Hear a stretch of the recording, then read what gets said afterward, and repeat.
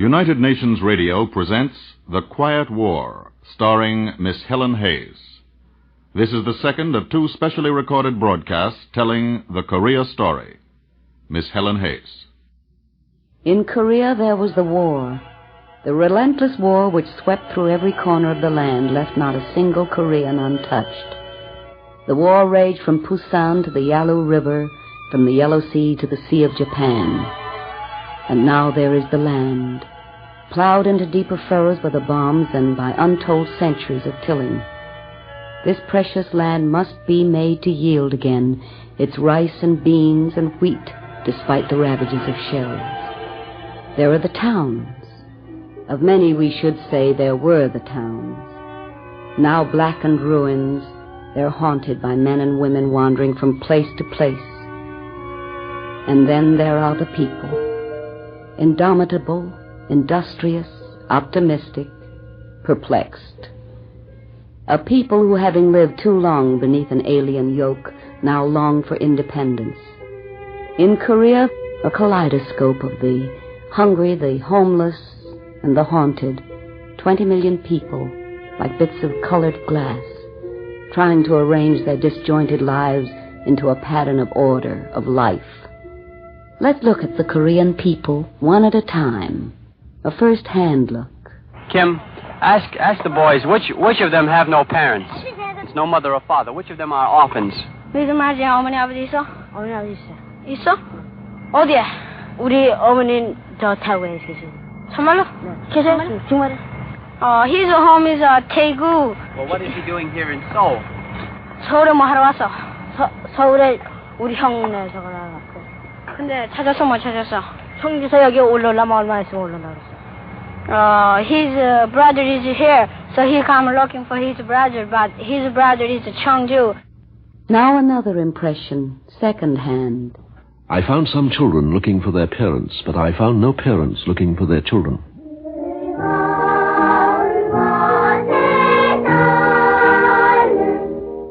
And third, Home Sweet Home, sung by little ones who have no home. A kaleidoscope of the hungry, the homeless, and the haunted.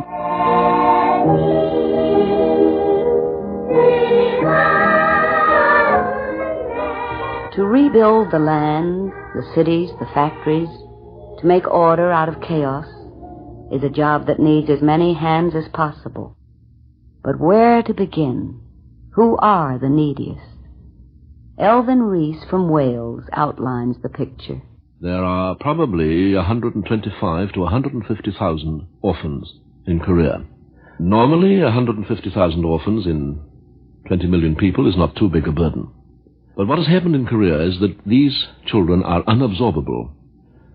The family unit, which is in Asia in particular, is the cushion that has always carried a family over famine, pestilence, earthquake, and disaster, seems to have disintegrated.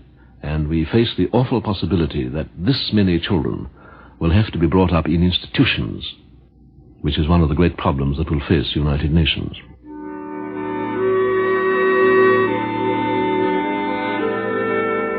$150,000 orphans. Who looks after them? Who has the time to play mother? First, the United Nations Command. The UN forces had a unit which they called UNCAC, the UN Civil Assistance Command, Korea. And then the UN itself.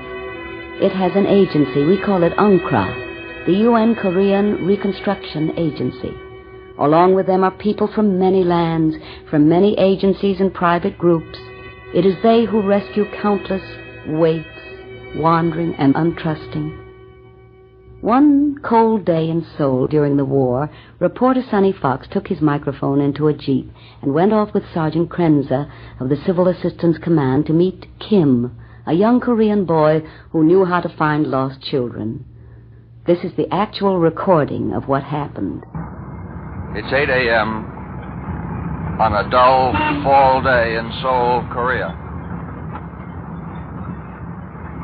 I'm driving in a jeep with Sergeant Krenza, attached to the welfare section of UNCAC here in Seoul. purpose of our mission is to find some of the orphans, some of the young war refugees who are around Seoul, to convince them to come along with us for processing and then to an orphanage where they'll be cared for, fed, clothed, sent to school. We're going along one of the main thoroughfares of Seoul now. Sergeant Krenzer is keeping an eye open here.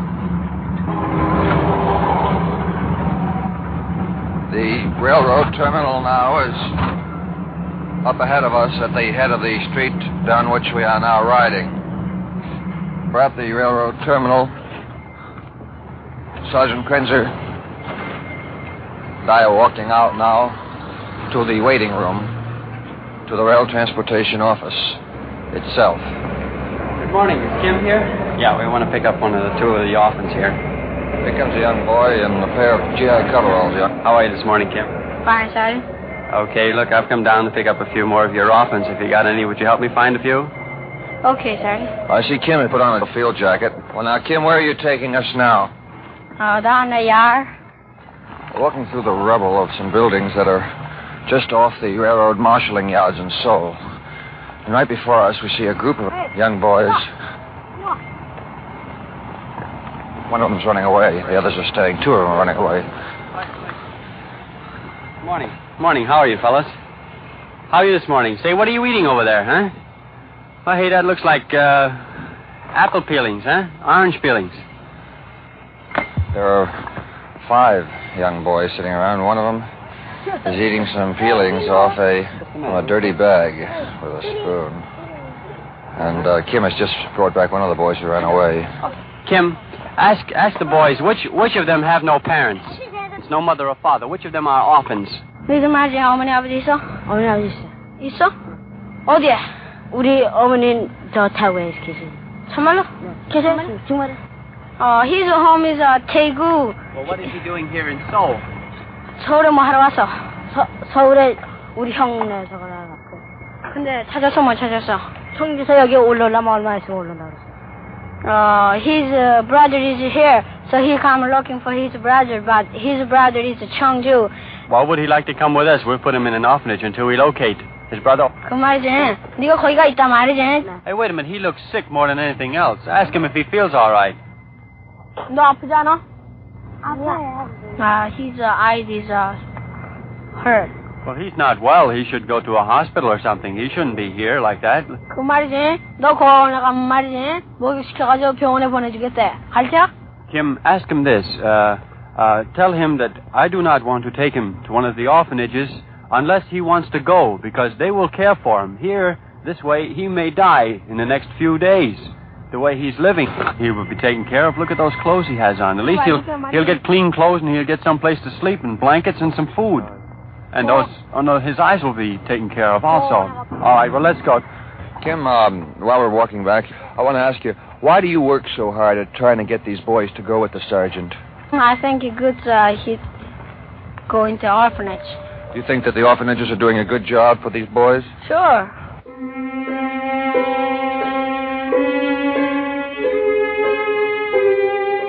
Back into the jeep they went, Fox, Krenzer, Kim, and the 3 orphans they had in tow, and off to the United Nations Civil Administration Reception Center. On arrival, the boys line up in the office of an Indian Social Affairs officer, Mr. Mahindra. What do they look like? One boy is about 4.5 feet tall, close-cropped head. He's wearing some kind of a cloth jacket, baggy, looks like cut-down GI fatigues, an undershirt, no shoes. The boy in the center is the shortest and youngest one of the group, as I would judge.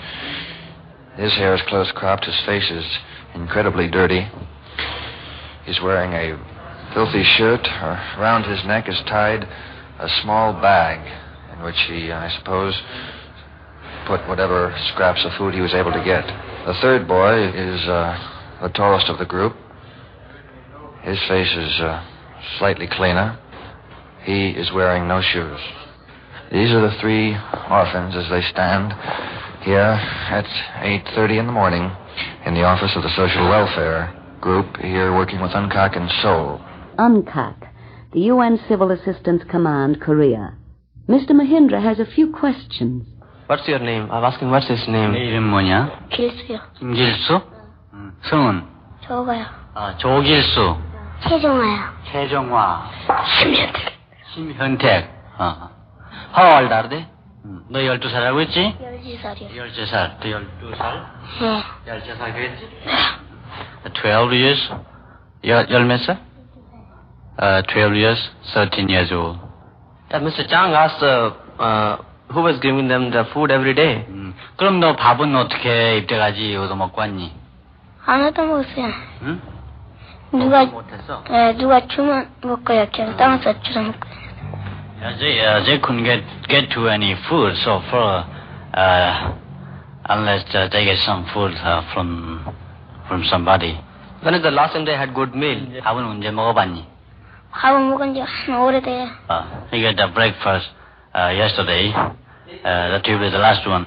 Okay, Mr. Chang, we will take care of them. They will give them some medical checkup and shots. And after that, we'll put them in orphanages. We got everything to eat there. They'll have nice place to sleep, nice food to eat. On the 3rd floor of the orphanage, in the medical room, a doctor lends a hand. Dr. Ingrid Trulson is examining the 3 orphans preparatory to having them leave from here to another processing point. Dr. Trulson is from Denmark, and she is a public health officer with UNCAC. She's now unbuttoning the jacket of the 14-year-old boy, feeling his glands, and looking at his backs of his hands, his fingers, to see whether there are any particularly obvious diseases. She's feeling his abdomen now. How do they look to you, Dr. Trulson? I think they look completely healthy. Really? In spite of all their hardships? Oh, yes. They are able to take care of themselves and get on their feet. You think a couple of baths, perhaps, and some good meals and clothing might help them out and shape them up? I think a bath would help them extremely. A bath, some food, some clothing, and most of all, some human kindness to help heal this horror that children cannot understand. The question is, does it help? Kim said the orphanages were good. Are they? UN reporter Brian Meredith, a Canadian, recorded his answer in a makeshift radio studio high on a hill in Busan. I watched a group of orphans come out and greet the Korean lady who had been the guardian angel of their orphanage, who had just returned from abroad to find her own home emptied, her orphanage largely destroyed, and her own son dead, shot by the enemy. The orphans were in rags, and they had been sheltering in what had been one of the outbuildings of their institution. They came out one by one. They bowed solemnly with their hands clasped before them, and they moved slowly and unsmilingly, for they were pitifully close to starvation. It's strange and frightening even meeting children who are listless and silent, and I'm glad to say that when I saw them again a few weeks later, they were lively and smiling, for they had much more food inside them, and life, after a fashion, was beginning again.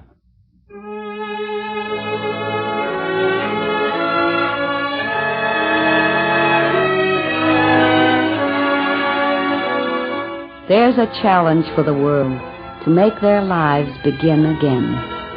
Those children might have been ours, and in a UN sense, they are. In Korea, where war has taken over, disease rides hard on the heels of hunger. Those hospitals and clinics, still intact, are too few to meet the emergency. So the United Nations World Health Organization steps in to attack typhus and smallpox, to wage the quiet war against disease. In Korea, Dr. Faisal El-Ard of Syria talks the way doctors talk, but tells us something we hadn't known. When we first came up there, you see, we tried to figure out how much cases are in a month, say, in typhus or typhoid or smallpox. We were amazed to find out that they had last year in March some 35,000 cases of typhus in a month, something like 15,000 cases of smallpox. So we started a mass immunization program which called for to immunize as many people as possible. And by the end of this program, we succeeded to immunize some 18 million people against typhoid, 16 against typhus, 15 million against smallpox. The result was that this incidence dropped from 35,000 to 57. Dr. Ard, have you found that it's been difficult at all working with all these other nationalities who are members of your UNCOC teams? Oh, no, not at all. You have, for instance, the doctor is Australian. The sanitary engineer is a Greek. The welfare officer is a Scotchman. The supply officer is French. The welfare officer is a Peruvian. It's a kind of the best proof that the people can understand each other if they understand their own problem. And they can understand their own problems better if they can see the plight of others. The United Nations Korean Reconstruction Agency has that job to do. Teams of World Health doctors have added up Korea's medical needs and pinpointed a plan to help 20 million Korean people. How? Ask Dr. Howard Rusk, the world-renowned consultant on the rehabilitation of the crippled. Invite him to the UN microphone and get him started on the subject of amputees. They estimate that there are about 10,000 amputees, rocks from the Army, and another 10 in civilian life. If it's accurate, then that's as many amputees as the United States suffered. Marines, Navy, Army, Air Force in World War II. About 18 months ago, the United States Army set up a small artificial eye and limb unit in a place called Tongnay near Busan. A year ago, they were making 20 legs a month. Now they're making about 125. It's still only a drop in the bucket, and while they have a place to make legs, there's no training for these people, which, being in rehabilitation, I think is just as important as the artificial leg. So I'm sending over from our institute down at New York University, Bellevue, 3 of our top therapists who are leaving next week. A nurse who's especially trained in rehabilitation, an occupational therapist, and a physical therapist. And we are also furnishing certain supplies for them. And I've told my girls, they each are going for a year, that I expect them, each one, to train a minimum of 5 Korean girls to do the basic training needs for these amputees. A few orderly patterns have emerged from our kaleidoscope. Long-range programs for the future health of a country are important if you live to see the day. But action is needed for now, and action it is in the front lines of this quiet war, or rather at an airstrip in Korea where planes are waiting to take off on a very special mission. Reporter Fox asks American Lieutenant Royce Reed what we want to know. Lieutenant Reed, what is this flight's mission? The first epidemiological flight is concerned with insect and rodent control and survey work throughout Korea and the technical supervision of the aerial spray program, which is now in operation. The pilots listen to the briefing from Lieutenant Reed. The targets you'll be covering this afternoon will be the Korean city of Suwon. We're spraying the city as a result of a request that came in from UNCAC Preventive Medicine Section. They've had some cases of Japanese bee encephalitis reported down in the area, and they think that aerial spray will be the emergency means of controlling mosquito breeding in the area. The coordinates of the city is Charlie Sugar 2528. You'll be taking off at approximately 1500 this afternoon, and you should be able to target within approximately 15 minutes. We're going to go ahead and spray the city with a whole load of insecticide. You'll be making your passes north to south as we have a prevailing wind from the east this afternoon of approximately 5 knots with a temperature of 62 degrees, which should be ideal. It isn't long before this operation gets a nickname, Flit Flight. Did the men go for it? Lieutenant Hale, you operate one of those 2-motored planes, is that right? That's right. About the first time I heard of this program, I walked into squadron operations, and they asked me would I like to go spraying. Well, here I am. It's a lot of fun. It's a very interesting duty, and I think we're doing a lot of good. Lieutenant Hale hails from the USA. Other men from other lands fight the quiet war with him. I am a doctor from Esbjerg in Denmark. I have the responsibility of supervising a BCG vaccination program against tuberculosis amongst children in Korea. combined with a training program of Korean doctors and nurses in special techniques. John Scully of Glasgow, Scotland speaking. I assist in the rehabilitation of the sanitary services in Korea. We run the garbage trucks for the capital city, supervise insect, rodent, and infectious disease control. Men from many lands are there to help. From UNCRA and UNESCO, Professor Cottrell of Ohio State University, USA, Dr. Benner of the University of Illinois, USA, Monsieur le Professeur Grosbois of France, Mr. Vitaliano Bernardino of the Philippines. These are some of the men who are moving ahead to get Korea's schools in shape again. And then... My name is Gyan Prakash Mohinder. I come from a town in East Punjab, northern part of India. I am welfare officer with UN Civil Affairs Command. My duties are essentially concerned with distribution and supervision of the relief supplies in consultation with local government authorities. The local government authorities have plenty of problems, not the least of which is how to get enough food for the Korean people. The fields, the farms, the paddies which supply the rice are almost all gone. One of the experts assigned to help out is Raymond D. Vickery of the UN Food and Agriculture Organization. Mr. Vickery, how does a country get so close to starvation? First of all, there was a terrific increase in population. About 1.5 million Koreans were brought back from other countries.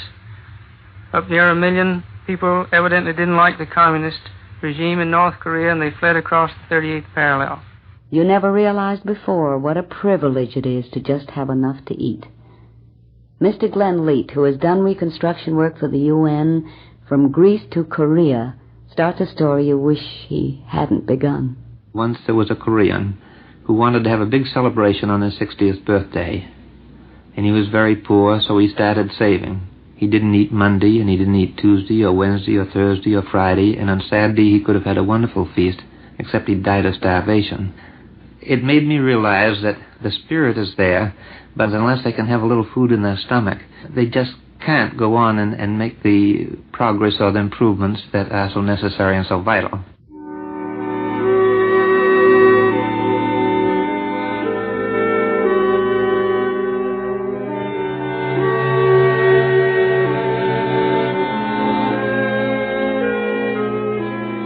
We keep turning our Korean kaleidoscope, and at each turn we see new difficulties. But we also see the pattern of international action. Ask Mr. J. Donald Kingsley, who waged a quiet battle of his own as Agent General in Korea when he organized the UN Reconstruction Agency. The free world has begun to learn some important lessons during the last 3 years. Probably the most important lesson has been that in resistance against the type of aggression we have met there, and which remains a threat throughout much of the world, military power, while vital, is only a partial defense, and that both successful resistance and lasting peace depend upon the effective use of democracy's great resources. In practical terms, this means, for one thing, fulfillment of the free world's commitments. This has taken positive form in Korea as a result of General Clark's statesmanlike decision to permit UNCRA to launch a really significant reconstruction program. That program is now in high gear, and from personal knowledge I can tell you that it is already having a profound and far-reaching effect on the morale of the Korean people. Who taught a lot on the subject of how to help the helpless, directs the work of UNCRA. He is General John B. Coulter of the United States. The free world will not be willing to turn its back on the Korean people it has now freed from the threat of tyranny. They have suffered as few people have suffered in all of history. They have been slain, wounded, starved, put to flight, widowed, and orphaned. Their country has suffered damage that staggers the imagination. Despite the intelligence, industry, and patriotism of the Koreans, the task of putting their country back on its feet is impossible of achievement without the help of the free nations and of the men and women of goodwill everywhere. The UN needs no monument in Korea. The graves, the lives, and the work that still goes on are memorial enough, reminder enough to those of short memory. But there is one building that exists in Korea today which can hardly be forgotten by those who have seen it. It is a church built by Army drivers from the 231st Truck Battalion of the United States. a church not exclusively for one denomination or one kind of worshiper. In it, any man can pause and pray or meditate. In the church of the 231st Truck Battalion, the men have reflected on the past, the present, and the future.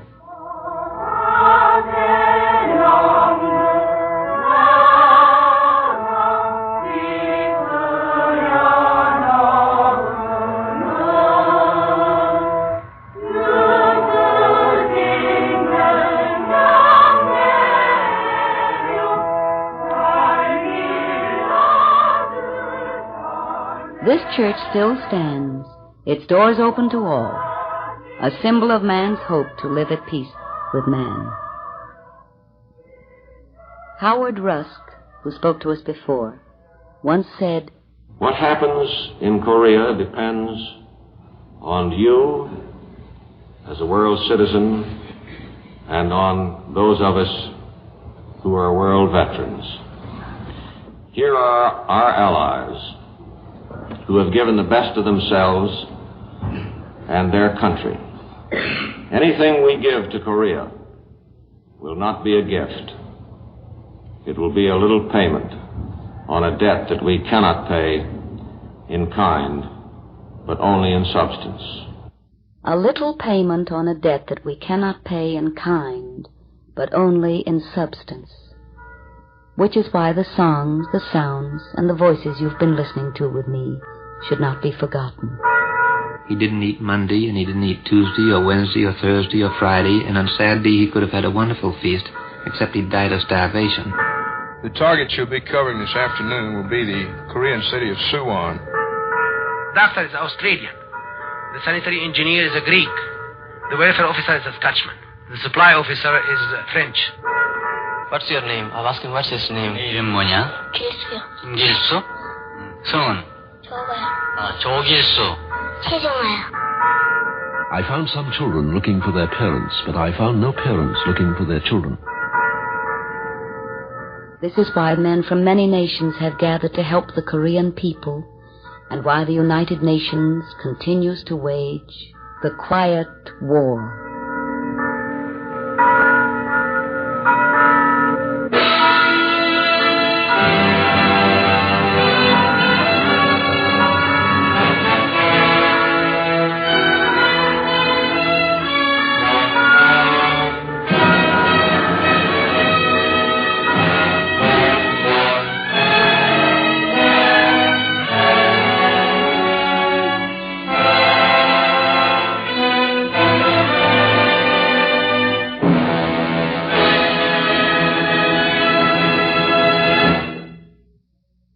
You have just heard Miss Helen Hayes in The Quiet War, the second of two specially recorded chapters of The Korea Story, produced by United Nations Radio.